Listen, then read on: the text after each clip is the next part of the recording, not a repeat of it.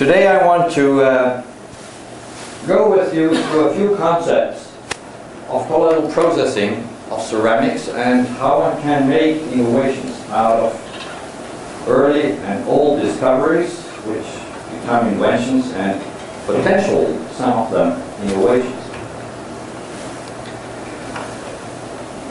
We all know that when we process ceramics, specifically nanopowders, let it be in the solid free form fabrication methods, making small objects, or tape casting, screen printing, or knit shaping, we have to deal with agglomerates and we have to deal with small powders where interactions like van der Waals interaction, electrostatic interactions are much more important in gravity.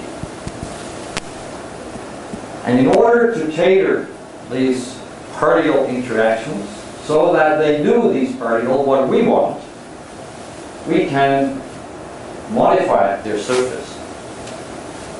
We can modify their surface in water or in polymer, oil, or air. We know that most of the ceramic particles, oxides, are hydrophilic.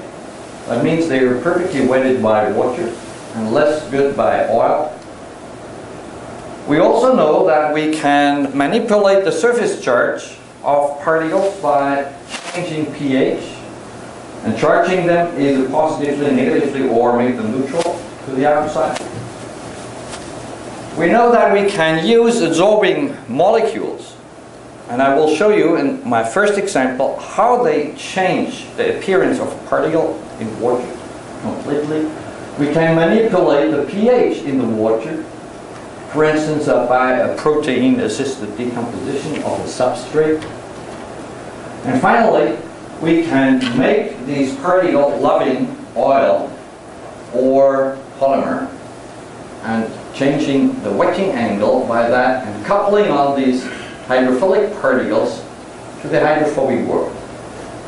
And I will show you of all of these examples one and how one can make new applications with traditional ceramics. Let us first have a look at the interaction of specifically adsorbing molecules with the metal oxide surface and how we then can change their properties. First we take the normal benzyl ring and put some side groups on, in this case hydroxyl groups, and look at the adsorption of this benzyl ring on aluminum oxide in water. And we notice right away that if we have only one functional group, there is no adsorption. Two functional groups of OH, they adsorb very nicely and good in the high pH range, where these side groups become deprotonated. And accordingly to that, the surface charge of the particles, when they are neutral, when they are no coating, the aluminum oxide would have this set of potential curve. The set of potential curve can be shifted. And it can be shifted to a large extent, several orders of magnitude. Now we learn from this graph that if we have more functional groups, the adsorption is better, and if we have more functional groups, also the surface charge change is larger. What happens if we put the carboxyl group on the phenol ring? Very simple, we have adsorption in the low pH range. Obviously the hydrogen can be deprotonated here away from the side group much easier. And we have high adsorption again if we have more and more functional side groups which are able to make a chelate complex with the surface. And consequently we shift the set of potential curve, aluminum oxide, with an IAP of about 9 to as low as 4, and if we use other surfactants, even lower. Everybody knows that around the IAP, the viscosity of the suspension is very high. If we have surface charge, either positive or negative, we can process the material. So this is very important for processing. And now we have learned that we can have adsorption in the low pH range and the hydroxyl groups in the high pH range, and it is a very easy consequence that if we take and combine hydroxyl groups and carboxyl groups, many of them, we can have absorption over a very wide pH range from 4 to about 10, 11, and thereby shift the isoelectric point.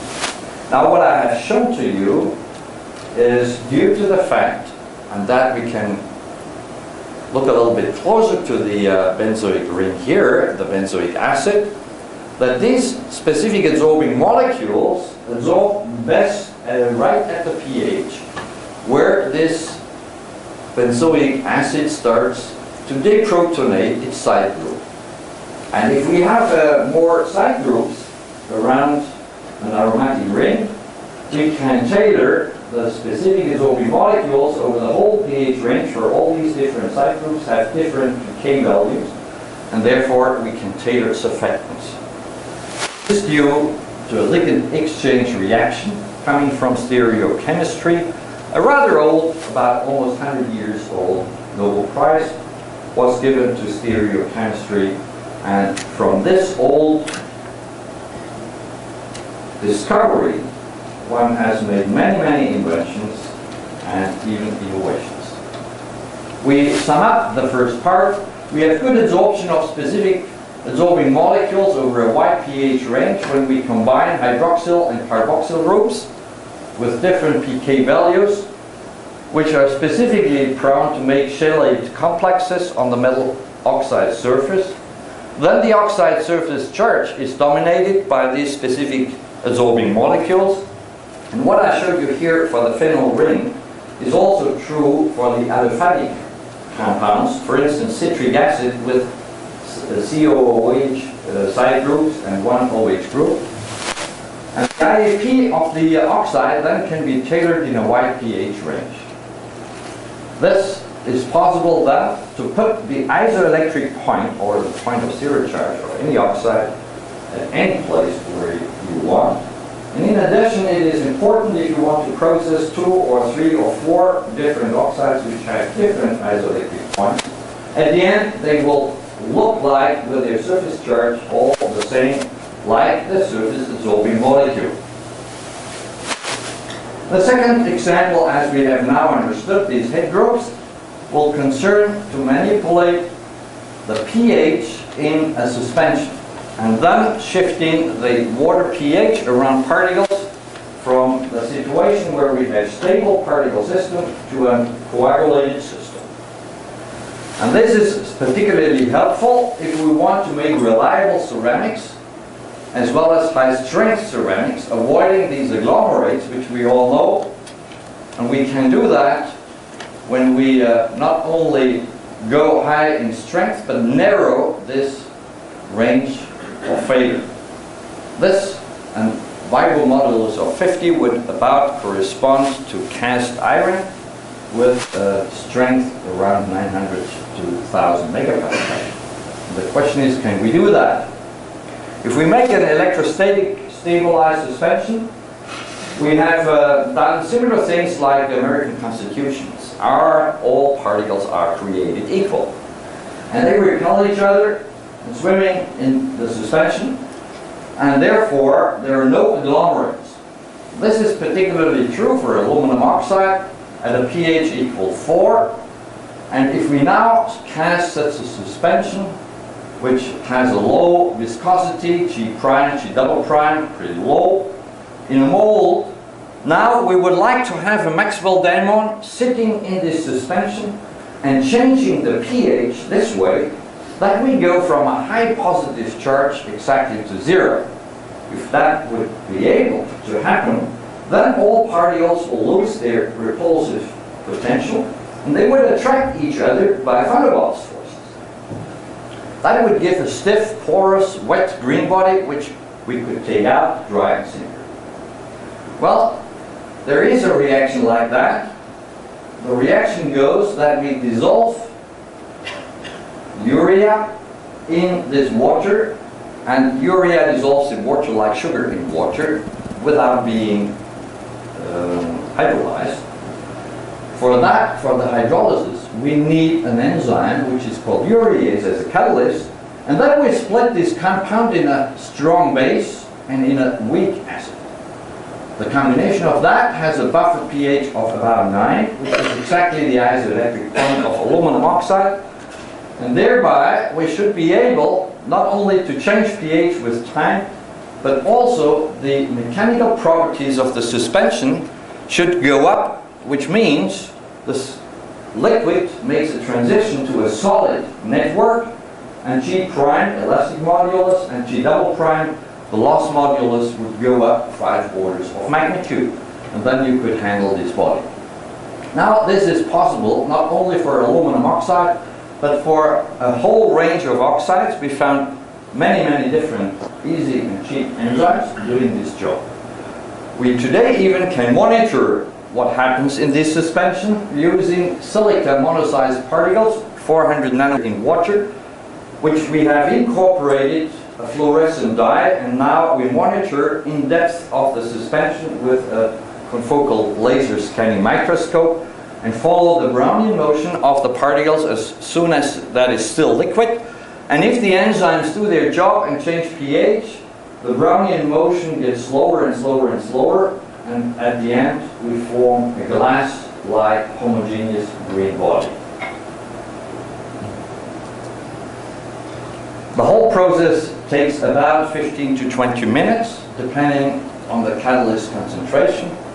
And then we have a solid, rigid green body, and the smallest and the largest inhomogeneities are those ones, which are on the length scale of a particle diameter, and not about 300 micron.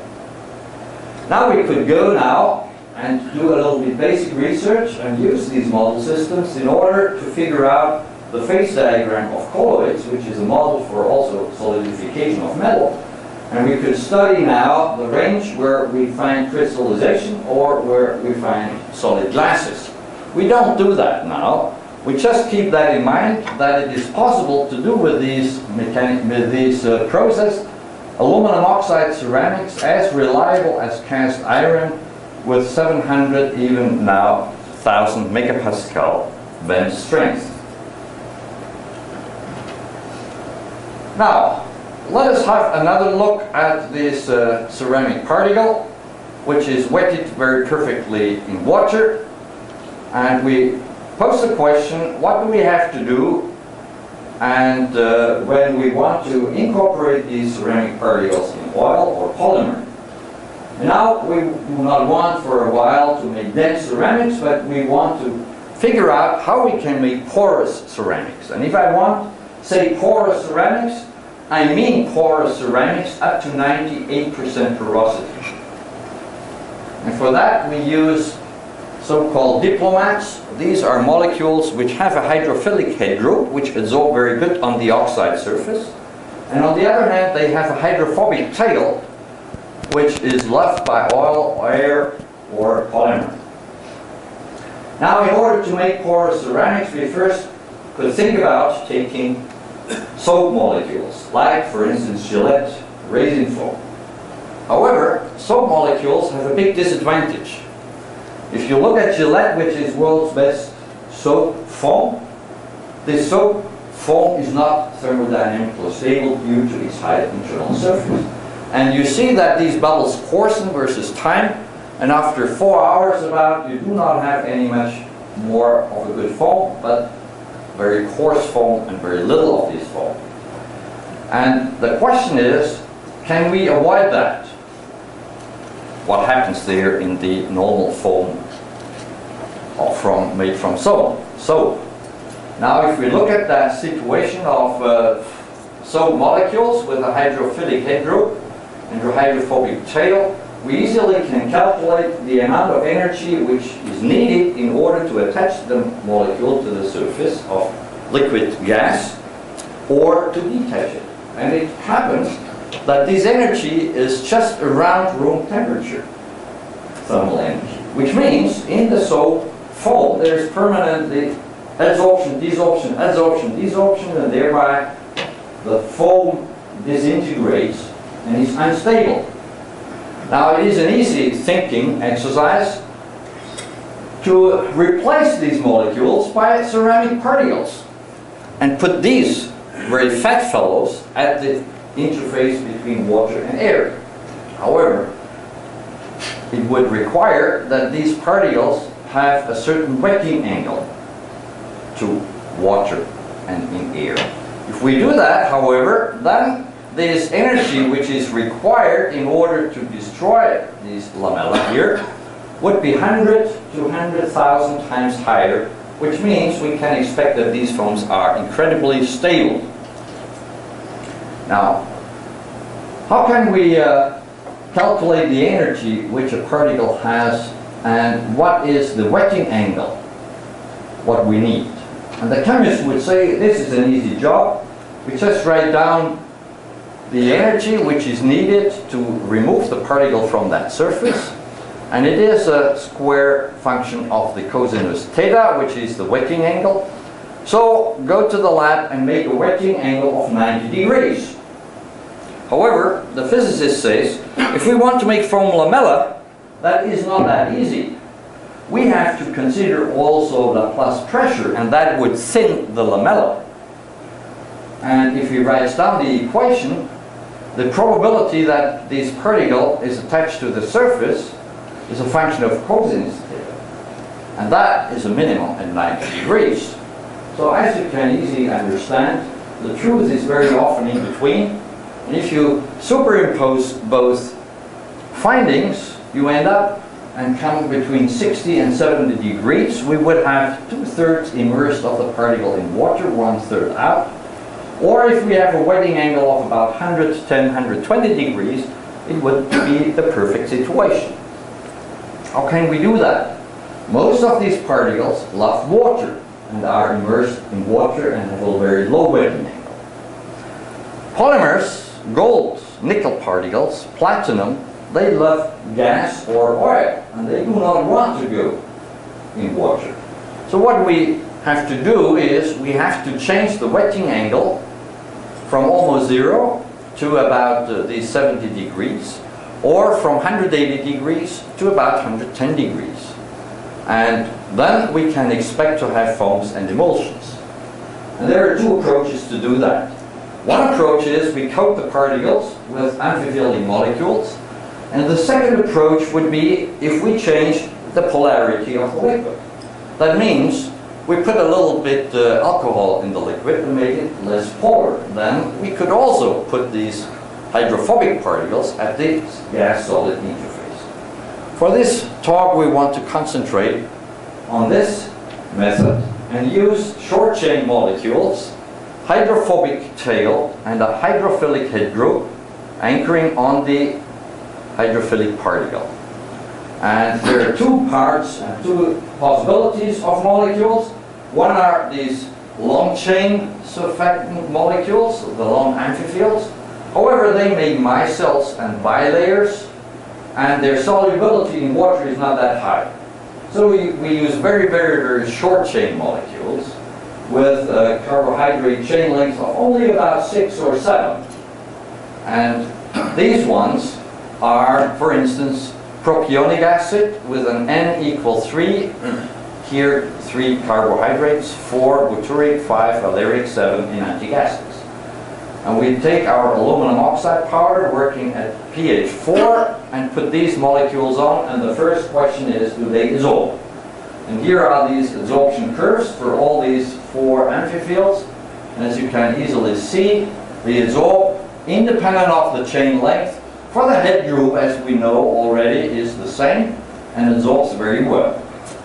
On the same time, these adsorbing molecules change the contact angle, here as an example on TCP ceramic, with the concentration of these molecules. If we have a little amount, these fellows go to the air-liquid interface first and lower the wetting angle.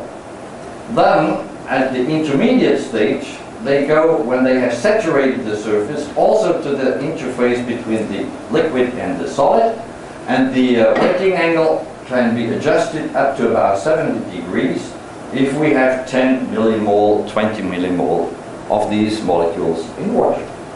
This happens with all of them. With the enantic acid, this is the longest chain, we need very little, and the surface tension measured by this pendant drop method is decreasing drastically with just a few micromoles per square meter put on the alumina surface. If the chain length is shorter, we need more of them, but finally, after having changed the surface tension of water, the particles jump to the interface from the liquid and will stabilize the interface. Now we'll go to the lab and make foams. We mix the powder, alumina, with water and the surfactant, and then we have three different possibilities of foaming this material.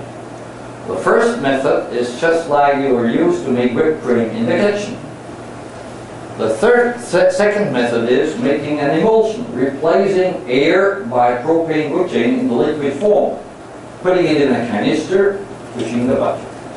And the third method is by incorporating in the liquid some gas evolving species with a catalyst, and then the foam works itself.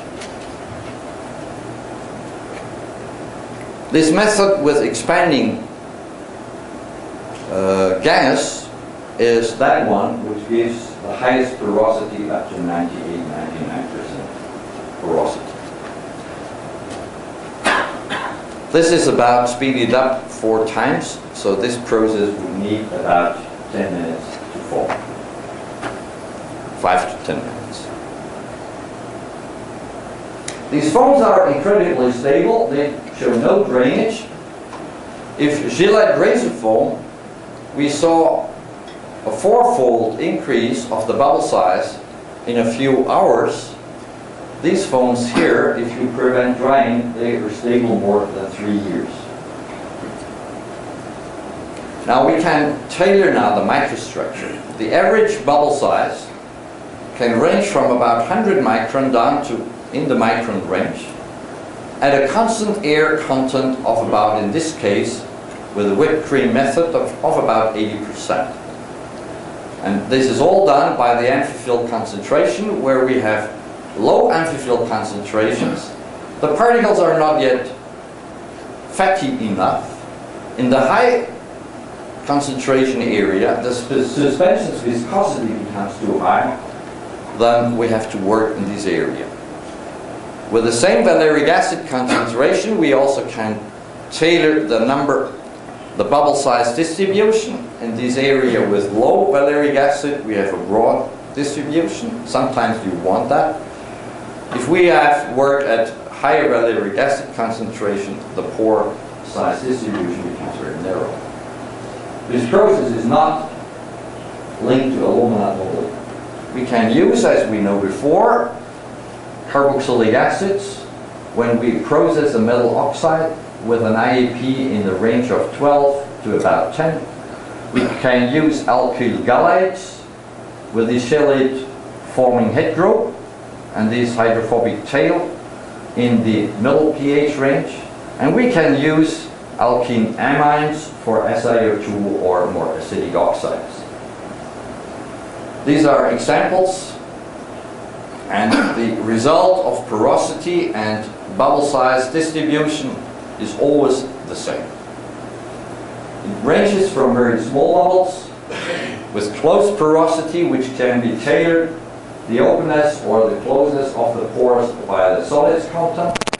Here it is more close porosity, can range up to almost millimeter sized pores with open porosity. The properties of these foams, the first one, the mechanical property, is very intriguing. As we know, silly, the polyurethane sponge method, or direct foaming, there are many, many different ways you can make foams, replica techniques. From all that ones, the closed pores made by these direct foaming methods show by far the highest strength normalized on the relative density. And the pore size range can go from microns up to millimeters, and the porosity in the meantime up to about 98%. This process can be applied besides ceramics to metals. We have foamed titanium, we have foamed nickel, but we also can foam polymers, specifically those polymers which cannot be melt processed like Teflon. One more degree of freedom is that we can replace the air by oil and make emulsions. This is particularly interesting if you want to extrude these forms, for then these emulsions are incompressible and can be easily be extruded, whereby foams always show a large resilience. For that we go in the oil-water particle range, ternary diagram, and make, in this case here, oil in water emulsion, and result the same microstructure with a narrow pore size distribution. If we increase the water and particle, we make the bubbles larger, and in addition we increase air in the material if we go far away from the oil corner. This allows us to make oil in water emulsions only and water in air emulsions together with large air bubbles. An example of that is the dual porosity in these structures. These are a structure from emulsions with air, and if you pay attention to the walls, we can make small particles, droplets in the walls with oil, and that gives an addition heat transfer resistance. The same thing can be not made only with ceramics but also with cements, and that is particularly interesting for replacing bones. Cements normally do not show shrinkage. If they are tailored with aluminum oxide, then we work in this area and do not show any shrinkage during consolidation. Where are the potential applications? One is very obvious. If we can process hydroxyapatite cements, then we want to replace bone. The problem with bone replacement is that neither the spongiosa bone, we have any material which is porous and shows the compressive strength and the elastic modulus needed. Only dense biodegradable polymers would be able to do that, but they are not porous. Cortical bone, only dense bioactive ceramics could match the elastic modulus and the compressive strength. Now for the spongiosa bone, our cements are right there in the middle, so they fulfill the requirements from the mechanical properties, and now we have to test whether these spongiosa bones, this is this part here, made out of hydroxyapatite, is also compatible with cells. One advantage of the foaming method is also that we can make composite cross-sections with small pores on the outside and larger pores in the inside, and tests are now underway in order to test the bone ingrowth and the cell ingrowth. In this where we want to have vascularization, and in this part where we have to have the spongiosa bone. Well, other applications are that we can make large parts of this, and they are tested at the moment as first wall insulating in gas turbine of the stationary type. We can make diesel soot filters, open pores. This would be without, this would be with diesel soot, placed in a canister. But as I told you, we can also process polymers. And from these fluorinated polymers, which are processed like ceramics by sintering powder, these polymers can be polarized like a piezo material.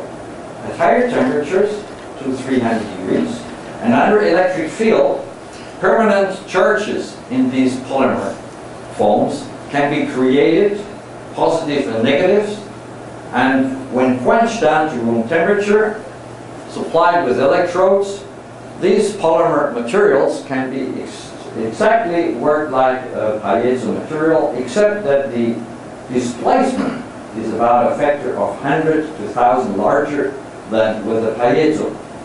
One problem always is that these fixed charges start to disappear, and we have now results that these polyether imide films, the normalized surface charges, stay very long time without disappearing what normal PVDF foams show. So we make sensors, actuators, and switches out of these materials. Summarizing up this second part, we have developed a platform technology using very old knowledge, applying it consequently to powdering materials, let it be ceramics, polymers, or metals. Now, I showed you this, and it is now the Homo ludens who asks the question, what happens if you take this foam in the wet state and put it in a big beaker of water and dissolve it? There are two possibilities. All the foam disintegrates and the particles will settle to the bathtub. The other possibility would be that each foam bubble starts to disintegrate from the foam and spins around. That would be cool. Let us try, put this foam in the water and filter it and find what comes out. This is again an example of monoxide silic particles, and you see these particles with a fluorescent dye as small green dots. And this is still in water, and what we see is that we have trillions of colloidosomes of about the same size swimming around. Now the only problem is to harvest them. We can dry off the water and try to keep these round spheres, which in this case are filled with air, but can also be filled with oil, or with water, then the oil would be outside. If we dry them, we have these capsules, and you see these are hollow. Now most of these capsules in our first attempt were broken after drying, and that comes from the capillary forces when drying off the liquid. The shell tells us this is very brittle and consists basically of one layer of powder particles. Now today we have now found methods how to change the resilience of these shells to make it less brittle. And today we have also capsules which have a completely elastic and plastic deformable shell. Now combining now both properties, it is possible to make a yield of more than 90% of perfect round capsules ranging from 5 micron to about 500 micron, either being filled or not filled. This is an example where we have filled the capsule consisting out of aluminum oxide with cement powder reacting, and that cement is now inside the capsule as a shell. Now we can also think about now putting these ceramic particles in a polymer matrix, and we want to do that with not round particles but with platelets. And then we try to make better plastics through ceramic platelets, and the inspiring picture which we had in mind is the mollusk shell, the nacre, which consists of calcium carbonate platelets and protein glue, which combines both toughness and high strength and good protection. Now the tensile stress strain curve of nacre looks about like that. So 1% strain at breakage and 125 megapascal. A ceramic which has break, a polymer which has creep away. Now the question is, can we mimic nacre? We take aluminum oxide platelets, we make them a little bit fatty, dissolve them in alcohol, and then we put these alcohol on a beaker of water on the surface. By doing so, you see these fatty eyes. So we knock a little bit on that, and we get one monolayer of platelets on our water surface. All the others are settled down. Now we can go and harvest these platelets, put them on a substrate. We can take a little bit polymer glue, in this case chitosan. This is a biodegradable polymer, and repeat that 15-20 times and come up with a structure which is like a brick mortar structure glued together platelets by the polymer. The tensile tests of these materials are shown here. Here we first have plotted the stress-strain behavior of dentine, of bone, and of nacre, about 1% strain. And if we take the chitosan matrix and put 10% platelets, we can already mimic the nacre, at least in yield stress. In addition, we get about 25% strain and breakage. Except the elastic modulus, this material is much softer than the nacre. 15 volume percent platelets are exceeding by far the natural composite materials. Now, if we look in the microstructure and ask the question, can we put more platelets in, like the nacre? The answer is, at the moment we have problems up to about 20%.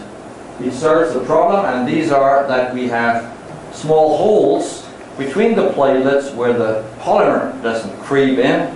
If we work with too many platelets, we also lose then the texture and the material gets brittle. So can we do better?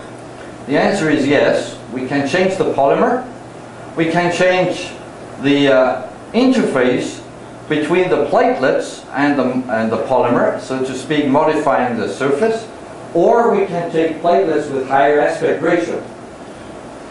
And changing the polymer from chitosan to polyimide already gives an improve in tensile stress.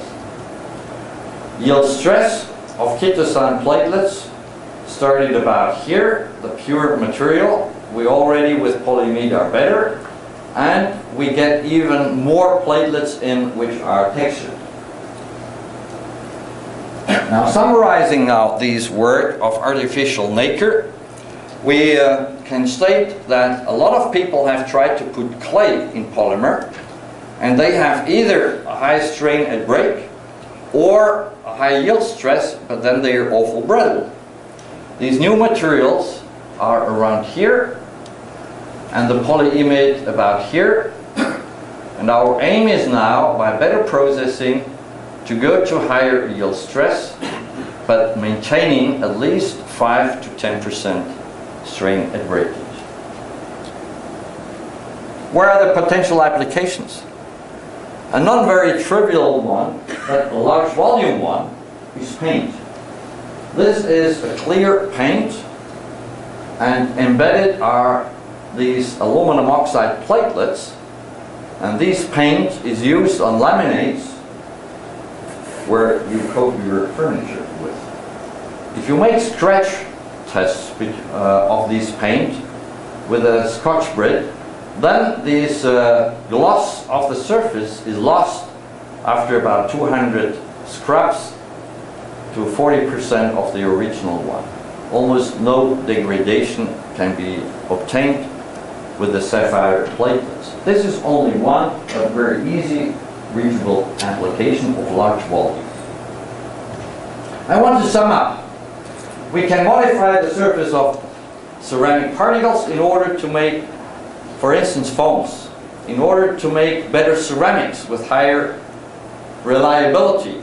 We can modify these foams and harvest capsules, and we can make artificial ceramics and polymers and obtain high strength as well as high yield. Outlook, I want to conclude. I want to thank all these co-workers. Andres Dudart, he is now back from Harvard, former postdoc of mine, is now assistant professor at ETH. Elena Tervort, a polymer chemist. Urs, who did the PhD on foams. Ilke on emulsions. Ben Saber working on first wall reactor insulations.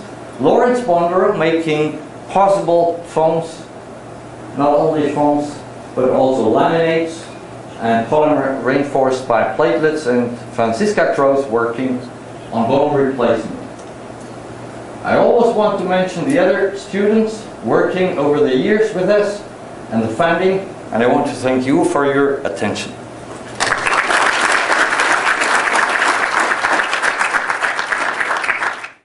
The grain boundary stopped moving, so we still have to work, and if somebody knows how to grain boundary move again, I'm happy to get your suggestions.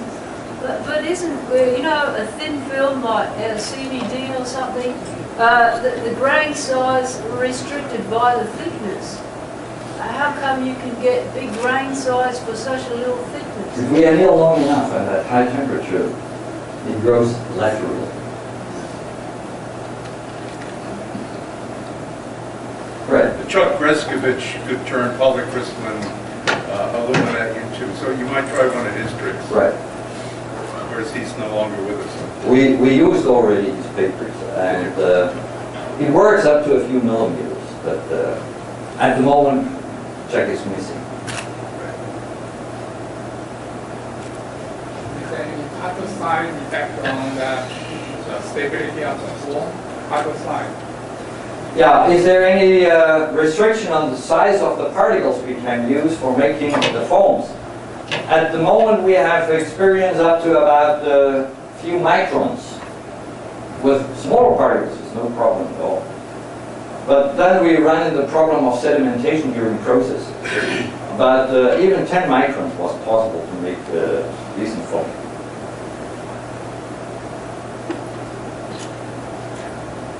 If there are no more questions, I want to invite you for next year. We will host the International Conference on Ceramic Processing Science in Zurich from end of August to beginning September.